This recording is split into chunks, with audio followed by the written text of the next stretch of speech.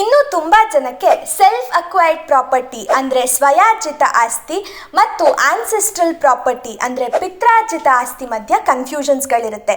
ಸ್ವಯಾರ್ಜಿತ ಆಸ್ತಿ ಅಂದ್ರೆ ಒಬ್ಬ ಮನುಷ್ಯನ ಜೀವಿತಾವಧಿಯಲ್ಲಿ ತನ್ನ ಸ್ವಂತ ಅರ್ನಿಂಗ್ಸಿಂದ ಪಡೆದಂತಹ ಯಾವುದೇ ಪ್ರಾಪರ್ಟಿನ ಸ್ವಯಾರ್ಜಿತ ಆಸ್ತಿ ಅಂತ ಹೇಳಲಾಗುತ್ತೆ. ಆದ್ರೆ 4 ಜನರೇಷನ್ಸ್ ಅಥವಾ ಅದಕ್ಕಿಂತ ಹೆಚ್ಚು ಅಂದ್ರೆ ಅಪ್ಪ, ಅಜ್ಜ, ಮುತ್ತಜ್ಜ ಇವರ ಕಡೆಯಿಂದ ಬಂದಂತಹ ಆಸ್ತಿಯನ್ನ ಪಿತ್ರಾರ್ಜಿತ ಆಸ್ತಿ ಅಂತ ಹೇಳಲಾಗುತ್ತೆ.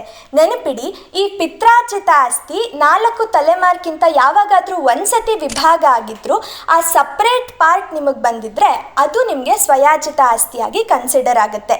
ಅಕಸ್ಮಾತ್ ಸ್ವಯಾರ್ಜಿತ ಆಸ್ತಿಯನ್ನ ನೀವು ಬದುಕಿದ್ದಾಗ ಯಾರಿಗೂ ಕೊಡದೆ ತೀರಿ ಹೋದ್ರೆ ಅಥವಾ ವಿಲ್ಲನ್ನ ಕೂಡ ಬರ್ದಿಡದೆ ಹೋದ್ರೆ ಆಗ ನಿಮ್ಮ ವಾರಸುದಾರರಿಗೆ ಅದು ಸಮಾನವಾಗಿ ಹಂಚಿಕೆ ಆಗುತ್ತೆ. ಇವತ್ತೇನೋ ಹೊಸ ವಿಷಯ ತಿಳ್ಕೊಂಡ್ರಿ ಅಂತ ಭಾವಿಸ್ತೀನಿ. ಇನ್ನಷ್ಟು ಲೀಗಲ್ ಬೈಟ್ಸ್ಗಳಿಗಾಗಿ ನನ್ನನ್ನು ಫಾಲೋ ಮಾಡಿ.